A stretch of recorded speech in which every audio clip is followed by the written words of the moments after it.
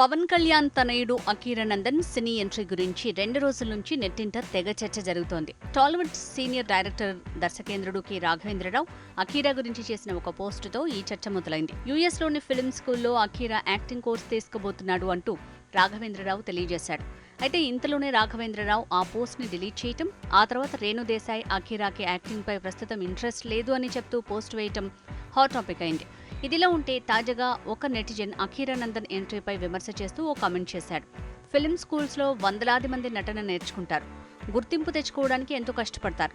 కానీ ఒక స్టార్ వారసుడిగా ఎలాంటి కష్టం లేకుండా హీరోగా ఎంట్రీ ఇవ్వటం ఎంతవరకు సమంజసం అంటారు అని ఒక నెటిజన్ ప్రశ్నించాడు. దీనికి రేణు దేశాయ్ గట్టి కౌంటర్ ఇచ్చారు. మీరు చాలా మంచి ప్రశ్న అడిగారు. అంబానీ తన కంపెనీని తన కొడుకు కూతురికి కాకుండా బయట వాళ్ళకి ఇవ్వటం సమంజసమే అంటారా? అవును, వారసులుగా హీరో, నిర్మాత, డైరెక్టర్ పిల్లలు ఈజీగా ఎంట్రీ ఇస్తున్నారు. అయితే ఆ ఎంట్రీ చాలా ఈజీనే.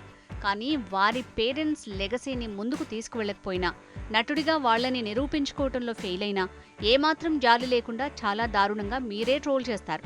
అలా స్టార్స్ వారసులుగా కాకుండా కొత్తగా ఇండస్ట్రీకి వచ్చిన వారి ఫెయిల్యూర్ని ఎవరూ పట్టించుకోరు. ఒకవేళ వాళ్ళు సక్సెస్ అయితే రజనీకాంత్, మాధురి దీక్షిత్ వంటి స్టార్స్ అవుతారు. ఇక్కడ హీరో వారసుడు అనేది ముఖ్యం కాదు, మీలోని టాలెంట్ ఇంపార్టెంట్. కాబట్టి మీలో ఉన్న టాలెంట్ పై ఫోకస్ పెట్టి దాన్ని బయటపెట్టే ప్రయత్నం చేయండి అంటూ పేర్కొన్నారు.